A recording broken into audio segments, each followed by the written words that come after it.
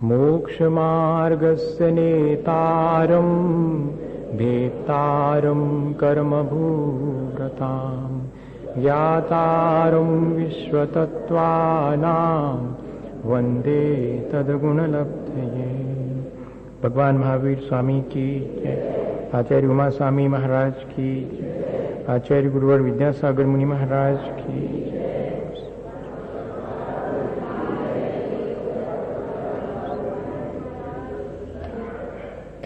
तन मध्ये मेरुनाभिर्वृत्तो योजन शतसहस्र विस्कंभो जम्बूदीपः भरत हेमवत हरिविदेह रम्यक हैरण्यवतैरावत वर्षा क्षेत्राणी। उसमें जो जम्बूदीप है, असंख्यात द्वीप समुद्रों में सबसे पहला जो जम्बूदीप है, उसकी नाभि में यानी उसके मध्य में नाभि की तरह और सुमेरु पर्वत है जो 1,00,000 योजन मेरुनाभिर्वृत्तो योजन शतसहस्र विस्कंभो। सॉरी, अभी अपन उसका नहीं पढ़ेंगे। अभी तो जम्बूदीप का जो स्पान है, जम्बूदीप का अपना जो व्यास है वो कितना है, तो 1,00,000 योजन, लगभग 4 करोड़ मील इतना डायमीटर है उसका जम्बूदीप का। और उसके मध्य में सुमेरु पर्वत है। इस जम्बूदीप में जो भरत हेमवत हरिविदेह रम्यक, ये सब क्या है, वो क्षेत्र हैं। 7 क्षेत्र हैं इसमें, जिनके नाम दिए हैं भारतवर्ष। अपन जिसमें रहते हैं वो उसे हम भारत कहते हैं, वही भारतवर्ष है। हेमवत वर्ष, हरिवर्ष, विदेह वर्ष, क्षेत्र को वर्ष संज्ञा दी है।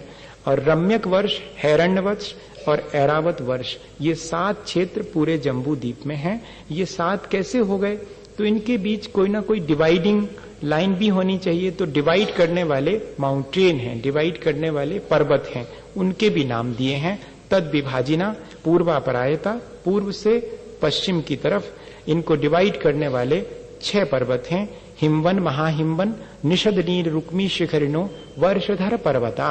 इन क्षेत्रों को धारण करने वाले या इन क्षेत्रों को डिवाइड करने वाले और कितने 6 पर्वत हैं, उनके नाम भी अपन को दे दिए गए हैं। उनकी जो आभा है या उनका जो कलर है वो भी इसमें दिया है। इतना माइन्यूटली सारी चीजों का वर्णन है। हेमार्जुन तपनी वैडूर रजत हेममया, वो 6 पर्वत जो है सोने की आभा वाले, चांदी की आभा वाले, तपाए हुए सोने की आभा वाले और वैडूर मणि, वैरल जिसको बोलते हैं, उसकी आभा वाले हैं। चांदी और सोने की आभा वाले। फिर उसके बाद इस तरह से इन 6 पर्वत की जो आभा है या इनका जो इनकी शाइनिंग है वो इन 6 प्रकार की है। मणि विचित्र पार्श्व उपरि मूले च तुल्य विस्तारा, और ऊपर से नीचे तक तुल्य विस्तार वाले हैं। और इनके जो साइड के पोर्शंस हैं उनमें चित्र विचित्र बहुत प्रकार की मणियां, जेम्स जो है वो भरे पड़े हुए हैं। इस तरह से उन पर्वतों के बारे में कहा गया। और इतना ही नहीं, उन पर्वतों के ऊपर पद्म महापद्म तिगिंच केशरी महापुंडरीक पुंडरीका हृदास तेषाम उपरी, उन पर्वतों के ऊपर जो है क्रम से पद्म, महापद्म, तिगिंच, केशरी, महापुंडरीक और पुंडरीक, ऐसे जो 6 पर्वत हैं उन पे हर एक पर इस नाम वाले तालाब हैं। और उन तालाबों का जो डायमीटर है वो कितना है, तो प्रथमो योजन सहस्रायामस्तदर्थ विष्कंभो हृदय। पहला तालाब 1000 योजन लंबा और उससे आधा यानी 5000 योजन चौड़ा और 10 योजन अवगाह, 10 योजन गहरा है। और तन मध्य योजनम पुष्करम, 1 योजन विस्तार वाला, उसमें कमल है। और तद द्विगुणा हृदय पुष्कराणी चा। और आगे के जो तालाब हैं उनको एक ही सूत्र में बता दिया कि तालाब और कमल सब जो है वो दूने दूने होते चले जाते हैं। उन कमल में किनके आवास बने हुए हैं, तो 6 प्रकार की देवियां सामानिक और पारिषद जाति के देवों के साथ वहां पर रहती हैं। उनके निवास वहां उन कमल पर बने हैं। वो कमल पृथ्वी का एक नहीं है, वो कमल वनस्पति का एक नहीं है, वो पृथ्वी का एक है। ये अपन को थोड़ा ध्यान में रखने की चीज। तन्निवासिन्यो देव्या श्री री धृति कीर्ति बुद्धि लक्ष्म्या पल्लोपम स्थित्या सामानिक परिसत्का। उसमें श्री री धृति कीर्ति बुद्धि और लक्ष्मी, ये देवियां सामान्य और पारिषद जाति के देवों के साथ निवास करती हैं। इन सब की आयु 1 पल्ल की है। बहुत पेशेंस चाहिए इस अध्याय को चुपचाप सुनने में, है ना। तो धैर्य पूर्वक आप इसको सुने। भगवान की वाणी है, इस विश्वास के साथ समझ में आती है या नहीं आती है। मन में संदेह उत्पन्न बहुत जल्दी होता है, विश्वास बहुत मुश्किल से होता है। इसलिए इसको पढ़ते समय अधिकांश लोगों के साथ यही होता है कि मन में क्या चलता रहता, पढ़ते तो रहते पर मन में ये चलता रहता है, समथिंग इज रॉन्ग, कुछ समझ में नहीं आया, कुछ ऐसा लगता नहीं कि ऐसा होएगा क्या। बिल्कुल ऐसा वर्णन कर रहे हैं जैसे कि कोई खड़े होकर के कोई मॉडल बनाया हो, उसमें बता रहे हो कि ये ऐसा और ये ऐसा। ऐसा कहीं होता है ओरिजिनली? कहीं तो अभी तक तो देखने नहीं मिला, ना सुमेरु पर्वत देखने मिला, ना कोई और दूसरा क्षेत्र देखने मिला है। तो ऐसा मन में आ सकता है, लेकिन उस अपने मन को थोड़ा सा श्रद्धा के द्वारा और संदेह में गिरने से बचाएं। हाँ, यहां पर परीक्षा हो जाती कि आपकी कितनी श्रद्धा है जिन वाणी पर। परीक्षा के क्षण है, मन में जरा भी विचार नहीं आना चाहिए, मन में ये विचार आना चाहिए कि कितना छोटा सा मेरा ज्ञान, जिसमें कि मैं ये सब चीजें नहीं जान पाता हूं, लिखी तो हैं और सब सही लिखी हैं, पर मेरा अत्यंत अल्प है ज्ञान, और मुझे इस पर श्रद्धा रख के केवल ज्ञान प्राप्त कर लेना चाहिए, जिससे ये सारी चीजें अपने आप राई रत्ती और ठीक ठीक समझ में आने लगे। ये अप्रोच होनी चाहिए इसको पढ़ते समय। कई जगह से तो तीसरा चौथा अध्याय हटा ही दिया गया है, पढ़ते ही नहीं है। वो क्या रखा है इसमें, ऐसा भी कह देते हैं। नहीं, ये जो है जिनवाणी का एक अंश है, और वो हमारी अपनी श्रद्धा से, हम अपने ज्ञान से उसको नहीं जान पा रहे हैं, तो कम से कम श्रद्धा से स्वीकार तो कर ही सकते हैं। गंगा सिंधु रोहित द्रोहितास्या हरित हरिकांता सीता सीतोदा नारी नरकांता सुवर्ण रूपी कूला रक्ता रक्तोदा सहितस तन मध्यगाह। और जो भरत आदि क्षेत्र हैं, जो 7 क्षेत्र कहे गए, उनमें गंगा सिंधु रोहित रोहितास्या हरित हरिकांता सीता सीतोदा नारी नरकांता सुवर्ण रूपी कूला रक्ता और रक्तोदा, ऐसी 14 नदियां उन 7 क्षेत्रों में हैं। इस तरह अगर अपन इनमें से 2 नाम देखें तो 2 तो आज भी अपन को परिचित हैं, गंगा और सिंधु नदी। बाकी जो हैं कहाँ पर हैं उन क्षेत्रों में, वे क्षेत्र हमें बिल्कुल अननोन हैं, आगम में तो लिखे हुए हैं, पर जब 2 सही हैं तो बाकी भी सही होना चाहिए। 7 क्षेत्र में जो 14 नदियां हैं वो ऐसे कैसे बहती होंगी, तो 2-2 एक में आती हैं।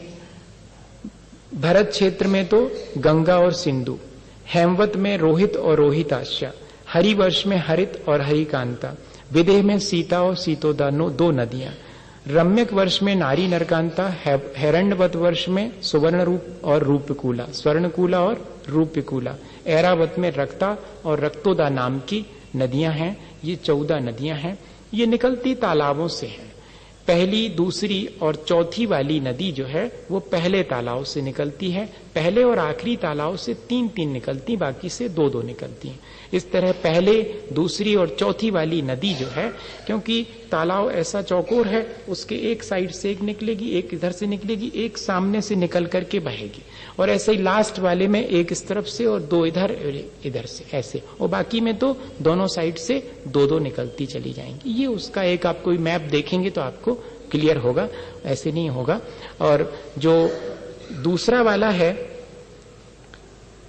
पहली, दूसरी और चौथी तो निकल गई पहले वाले से, फिर तीसरी और 6वें नंबर की वो दूसरे तालाब से निकलती है। 5वीं और 8वें नंबर वाली नदी तीसरे तालाब से, 7वीं और 10वें नंबर वाली चौथे तालाब से, 9वीं और 12वीं 5वें तालाब से, और फिर 11वीं, 13वीं और 14वीं ये इस तरह से आखिरी वाले 6वें तालाब से, 6 पर्वत हैं उन पर 6 तालाब हैं, उनसे 3 आखिरी वाले से निकलेंगी, 3 पहले वाले से, 2-2 बीच वालों से। इस तरह से 14 निकली है नदियां।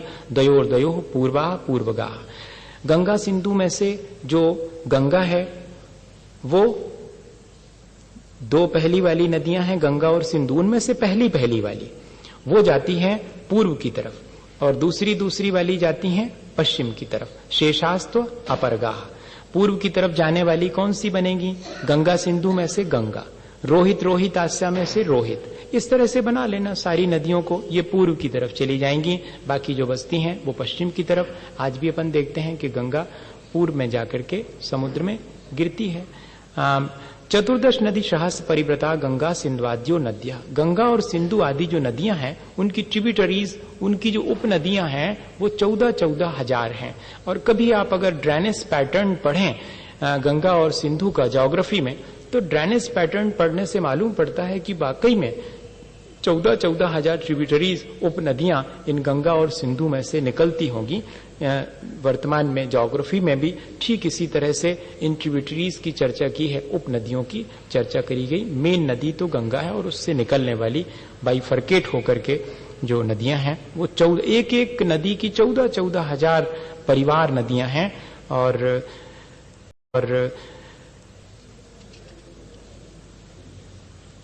भरतः षड्विंशति पंच योजन शत विस्तार षडचैकोन विंशति भागा योजनस्य। भारतवर्ष का विस्तार ले लें, ये एक जनरल हमने जम्बूद्वीप के बारे में चर्चा करी।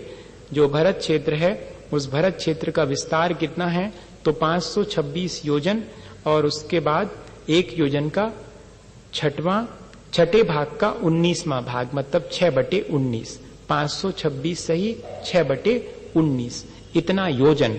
हमने उसको कैलकुलेट करने की कोशिश की तो कितना आता है, लगभग 21,05,200 मील। इतना एरिया जो है वो भरत क्षेत्र का है।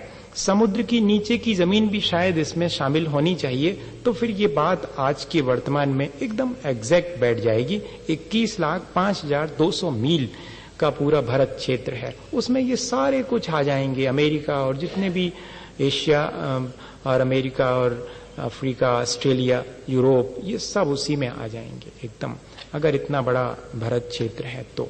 द्विगुण विस्तारा वर्षधर वर्षा विदेहांता, विदेह क्षेत्र पर्यंत जो पर्वत हैं और क्षेत्र हैं वो इससे दूने विस्तार वाले हैं। जम्बूद्वीप में भारतवर्ष के विस्तार से हिमबान का विस्तार दूना है, हिमबान से दूना विस्तार हेमवत का, हेमवत से दूना विस्तार हरिवर्ष का, हरिवर्ष से दूना विदेह का, और फिर आगे के पर्वत और क्षेत्र का विस्तार आधा आधा होता चला जाएगा ऐरावत तक।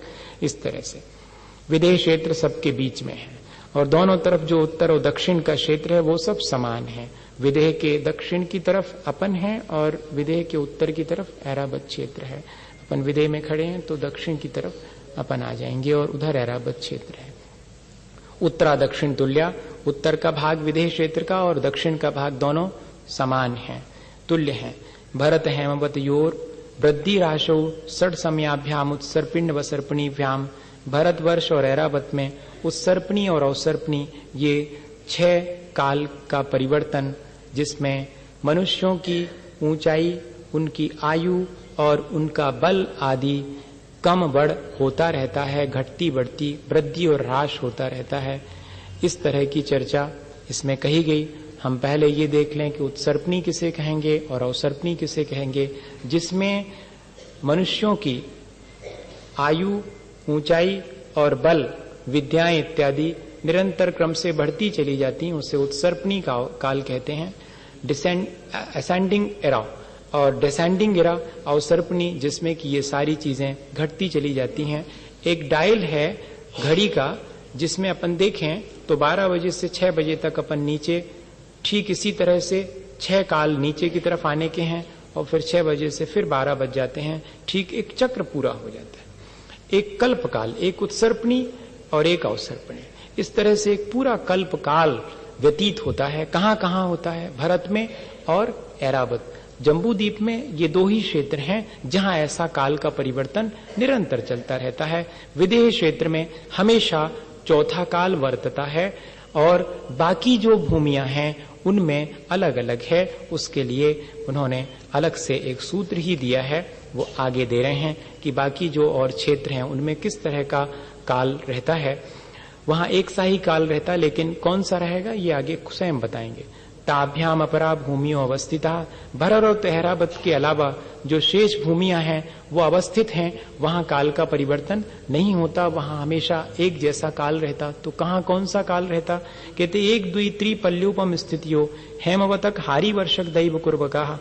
हेमवत, हरिवर्ष और देवकुरु ये विदेह क्षेत्र का एक पार्ट है, और हेमवत और हरिवर्ष तो है ही, और देवकुरु जो है वो विदेह क्षेत्र का एक पार्ट। इनमें प्राणियों की स्थिति 1 पल्ल, 2 पल्ल और 3 पल्ल, ये जो है भोग भूमियां हैं। और यहां पर विदेह क्षेत्र में तो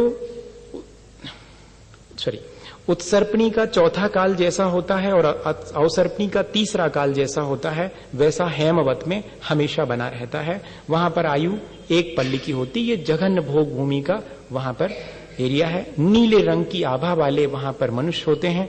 2000 धनुष की उनकी ऊंचाई होती। एक धनुष 6 फीट का होता है, 4 हाथ। एक धनुष 4 हाथ माने लगभग 6 फीट।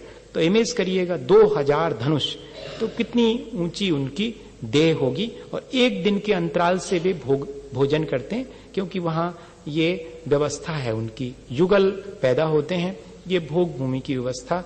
बाकी इस जो हेमवत क्षेत्र है वहां पर हरिवर्ष में, वहां पर उत्सर्पणी का 5वां, अवसर्पणी का 2रा, ये मध्यम भोग भूमि कहलाएगी। आयु 2 पल्ल की है। श्वेत रंग होगा शरीर का, ऊंचाई 4000 धनुष, डबल हो गई। 2 दिन के अंतराल से भोजन करेंगे। देवकुरु में उत्सर्पणी के 6ठा काल और अवसर्पणी का 1ला काल, उत्तम भोग भूमि है। 3 पल्ल की आयु है, पीले रंग का शरीर, ऊंचाई 6000 धनुष की। 3 दिन के अंतराल से भोजन करने वाले मनुष्य वहां पर पाए जाते हैं। इस तरह से इनके बारे में तथोत्तरा ये उत्तर के क्षेत्र के प्राणी दक्षिण के क्षेत्र के समान हैं। यानी हेमवत, हरिवर्ष और देवकुरु के बारे में जो चर्चा करी वही ठीक की ठीक लागू हो जाएगी। कहां पर? हिरण्यवत, हरिवर्ष, ऐसे कर लें अपन, हेमवत के समान हिरण्यवत में, हरिवर्ष के समान रम्यक वर्ष में और देवकुरु के समान उत्तर कुरु में। ये सारी व्यवस्थाएं एक जैसी हो जाएंगी। मैप सामने रहेगा तो आपको बहुत अच्छे से समझ में आएगा। ऐसे तो आप सिर्फ इमेज ही कर सकते हैं। तो कभी अवसर मिलेगा तो अपन उस मैप में भी देखेंगे और उसको कोशिश करेंगे समझने की। अपन लोगों के पास उतना समय नहीं है ना, वर्ष की हैं। ये तो असंख्यात वर्ष हो गए, पल, 1 पल, 2 पल, 3 पल, असंख्यात वर्ष हैं इनके तो। और विदेह क्षेत्र में संख्यात वर्ष की एक पूर्व कोटि में कैलकुलेशन किया तो 70,56,000 करोड़ वर्ष की आयु मैक्सिमम हो सकती मनुष्यों की। 70,56,000 करोड़, इतने वर्ष की आयु वाले मनुष्य वहां पर। अपन को तो बहुत चकित होंगे, अपन आश्चर्यजनक लगेगा। लेकिन अभी अगर अपन को अपने इस जगह पर कोई 400 साल वाला आदमी मिल जाए, 400 वर्ष वाला मिल जाए, तो अपने को कैसा लगेगा? तो फिर उनके लिए उसी तरह रहेगा जैसे महाराज ने बीच में कहा कि बूढ़े हो जाएंगे, तो ये हंसने वाली चीज है। पर एग्जैक्टली अगर अपन देखें तो जब अपन 100 वर्ष के होते हैं तो 60 के बाद थोड़ा सा बूढ़ापन आता है। ऐसे ही जो है उनके साथ भी ऐसे ही लगाना पड़ेगा। जब हजारों वर्षों की आयु है तो हजारों वर्ष तो उनके कुमार अवस्था में निकल जाएंगे, हजारों वर्ष यौवन अवस्था में निकल जाएंगे। तब उसके बाद जाकर के, जैसे कि 83 लाख वर्ष पूर्व तक तो घर में ही बैठे रहे, 1 लाख वर्ष पूर्व आयु शेष रह गई थी, तब बाद में ऋषभदेव भगवान को वैराग, तब भी जो है वो वृद्धा, खैर तीर्थंकर तो वृद्धावस्था को प्राप्त होते ही नहीं है, पर और जीव जो वहां रहते हैं वो वृद्धावस्था को प्राप्त होते होंगे, पर उनकी भी अपनी लाइफ स्पान बहुत बड़ी होने से एक एज के बाद ही उनमें वृद्धापन आता होगा। ये तो ठीक है। तो संख्यात वर्ष की आयु वाले होते हैं कहां पर? विदेश क्षेत्र में। भरतस्य विस्कंभो जम्बू दीपश 90 शतभागा। आपने पहले कहा था कि 556 सही 6/19 इतना योजन विस्तार है, उसको हम जम्बूद्वीप से कैसे कंपेयर करें? तो यहां एक आचार्य ने अलग से सूत्र ही बना दिया कि भारतवर्ष का विस्तार जम्बूद्वीप का 1/190 भाग है। हाँ, इतना छोटा सा है, 1/190वां भाग है। द्विधातकी खंडे, धातकी खंड द्वीप में पर्वत आदि जम्बूद्वीप से दूने दूने हैं, माने उसमें 2 मेरू रहेंगे और 14 क्षेत्र रहेंगे और 12 पर्वत रहेंगे, 28 नदियां और 12 सरोवर। इस तरह से उसकी सारी चीजें दुगनी होती चली जाएंगी। पुष्करार्धेचा, पुष्करार्ध में भी उतने ही हैं। क्या है एक्चुअली कि 2.5 द्वीप में असल में 2 द्वीप पूरे और एक आधा आता है और 2 समुद्र आते हैं। ये पूरा 2.5 द्वीप जहां की अपन मनुष्य लोग रहा करते हैं, उसके बाहर फिर मनुष्यों की अप्रोच नहीं है। तो लिखा भी है कि प्राग मानुषोत्तरान मनुष्या, मानुषोत्तर पर्वत जो कि पुष्कर द्वीप को आधे आधे भाग में विभाजित कर देता है, तो मानुषोत्तर पर्वत के भीतर की तरफ हम मनुष्य लोग हैं, उसके बाहर फिर मनुष्य नहीं पाए जाते हैं। बहुत दूर जाकर के स्वयंभू रमण में संगी पंचेंद्री तिर्यंच पाए जाते हैं। बिल्कुल अंत में असंख्यात द्वीप समुद्र पार जाने के बाद वहां फिर मनुष्य की कोई अप्रोच नहीं है। इतना ही एरिया, इसलिए बार बार नाम आता ना सुनने में कि 2.5 द्वीप, यही कहलाता है कि जम्बू द्वीप, धातकी खंड और आधा पुष्कर द्वीप, इस तरह से ये 2.5 द्वीप हैं। इनमें जो मनुष्य हैं उनकी क्वालिटी कितनी है, तो 2 हैं, आर्या म्लेच्छाश्च।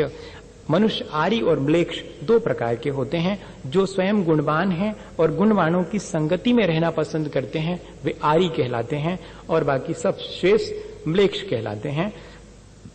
वे गुण और कर्म से रहित होते हैं, ऐसा म्लेच्छों के बारे में आता है।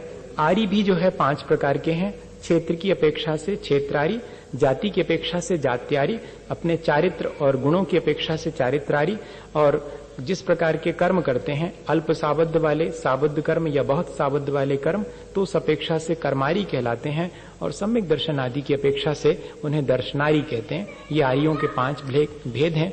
म्लेच्छ के 2 भेद हैं, एक अंतर्दीपज म्लेच्छ हैं और एक कर्म भूमि के म्लेच्छ हैं। अंतर्दीपज के जो म्लेच्छ हैं वो तो लवण समुद्र और जो कालोदरी समुद्र है उनके जो समुद्रों से जो पृथ्वी कट जाती है और उसमें जो कैवेजेस बन जाती हैं, उसमें जो गुफाएं जैसी बन जाती, उनमें रह करके अपना जीवन यापन करते हैं। और जो कर्म भूमि के मनुष्यों के साथ रहते हैं वो कर्म भूमि म्लेच्छ कहलाते हैं। इनके बारे में बहुत डिटेल है, लेकिन मैं बहुत ज्यादा डिटेल में नहीं कहूं, बस इतना ही कहूं कि म्लेच्छ खंड वाले जीव भी अगर आर्य खंड में चक्रवर्ती के साथ आ जाते हैं, उनकी रानियां आ जाती हैं और कुछ राजा आ जाते हैं, तो वो यहाँ पर अपना आत्म कल्याण करके मोक्ष भी प्राप्त कर लेते हैं। ये बात बहुत जरूरी है जानना। और इतना ही नहीं, क्यों कोई जीव म्लेच्छ खंड में उत्पन्न होता है ये जानना भी जरूरी है। जो मिथ्यात्व में लीन रहता है और त्यागी वृत्तियों की निरंतर निंदा करता रहता है और स्वयं भ्रष्ट आचरण वाला होता है, उसे ये म्लेच्छ खंड में, मनुष्य तो हो गए आप, लेकिन म्लेच्छ खंड के मनुष्य होंगे। इस तरह ये भी बात बहुत जरूरी है इसमें जानने की, आर्य और म्लेच्छ वाले सूत्र में। और भर्तैरावत विदेहा कर्म भूमियों अन्यत्र देवकुरु उत्तर कुरुभ्या। अगर विदेह क्षेत्र में देवकुरु और उत्तर कुरु ये जो 2 स्थान विशेष हैं, इनमें भोग भूमि है, इनको छोड़ दिया जाए तो भरत ऐरावत और विदेह क्षेत्र में कर्म भूमियां हैं। भरत संबंधी 5 हैं, ऐरावत संबंधी 5 हैं और विदेह संबंधी 5 कर्म भूमियां। इस तरह 15 कर्म भूमि है और भोग भूमियां 30 हो जाती हैं। कर्म भूमि किसे कहते हैं? जहां अपन असी कृति, कृषि, विद्या, शिल्प और वाणिज्य, इन 6 कर्मों के द्वारा अपनी आजीविका चलाते हैं, वो कर्म भूमि कहलाती है। और जहां पर कल्प वृक्षों से सारी जीवन यापन की सामग्री प्राप्त हो जाती, कोई भी कार्य हमें नहीं करना पड़ता है, वो कहलाती है भोग भूमि। नृस्थिति परावरे त्रिपल्योपमांतर मुहूर्ते त्रियज्ञो निजानाम च। मनुष्यों की उत्कृष्ट आयु 3 पल्ल की होती है, जो कि भोग भूमि के मनुष्यों की होती है। और जघन अंतर मुहूर्त है, लब्धि पर्याप्तक सम्मूर्छन जन्म वाले जो मनुष्य हैं अंतर मुहूर्त में अपनी आयु पूर्ण करके मरण को प्राप्त हो जाते हैं। और मैक्सिमम अगर आयु मिले मनुष्य को तो 3 पल्ल की, असंख्यात वर्ष होते हैं पल्ल में, उतनी आयु भी मनुष्य को प्राप्त होती है। ये अपना कहना चाहिए अपना अपना पुण्य और पाप का मामला है। और तिर्यंचों की स्थिति भी इतनी ही है, लेकिन तिर्यंचों में भाव स्थिति और काय स्थिति के बारे में थोड़ा सा विशेष दिया हुआ है। पृथ्वी का एक जीव की उत्कृष्ट भाव स्थिति 22,000 वर्ष होती है। पृथ्वी का एक जीव अगर किसी चट्टान में और अपनी लाइफ व्यतीत करे तो 22,000 वर्ष तक उस एक भाव में वो रह सकता है। जल का एक की 7,000 वर्ष की होती मैक्सिमम, और अग्नि का एक की 3 दिन रात होती है। ये जो खारी उठाते ना, क्या बोलते हैं आप लोग, अस्थियां लेने के बीनने के लिए जाते हैं, जलाने के बाद 3 दिन के बाद ही जाते हैं। जबकि आचार्यों ने शायद इसीलिए इतना 3 दिन का रखा होगा, क्योंकि अग्नि की आयु 3 दिन रात की होती है। उसके बाद अग्नि का एक जीव अपने आप समाप्त हो जाते, अपने लाइफ स्पान को पूरा करके। अग्नि का एक की इतनी ही आयु है, फिर उसमें नया ईंधन डाल दिया जाए तो और दूसरे जीव उसमें पैदा हो जाएंगे। अग्नि का एक ये बिल्कुल अलग बात है। और वायु का एक की 3,000 वर्ष मैक्सिमम जो है वो भाव स्थिति है। वनस्पति की आयु 10,000 वर्ष की है मैक्सिमम। और 2 इंद्रिय जीव की 12 वर्ष की आयु है। 3 इंद्रिय जीव 39 दिन रात ही जीवन अपना यापन करते हैं। 4 इंद्रिय 6 महीने तक, और पंचेंद्रिय में जो जलचर हैं वो एक पूर्व कोटि की आयु पा लेते हैं, और जो सरी सर्प इत्यादि हैं वो 9 पूर्वांग की आयु वाले हैं। पक्षी जो है या सर्प 42,000 वर्ष की आयु वाले, पक्षी 72,000 वर्ष की आयु वाले, 4 पैरों से चलने वाले जो संगी पंचेंद्रिय हैं मैक्सिमम 3 पल्ल की आयु वाले हैं। इस तरह से इनकी आयु के बारे में भी चर्चा करी गई। विस्तार से वर्णन तो नहीं कर पाए हैं, लेकिन संक्षेप में अपन ने और अधोलोक और मध्यलोक के बारे में चर्चा करी। चौथे अध्याय में जैन कॉस्मोलॉजी है, किस तरह से ये ब्रह्मांड जिसको कि आज गैलेक्सीज बोलते हैं वो किस तरह है, ज्योतिष देवों की स्थिति क्या है, और भी जो चारों निकाय के देव हैं उनकी क्या स्थिति है। इस तरह इन 4 अध्याय में और अपन जीव तत्व के बारे में विचार करते हैं।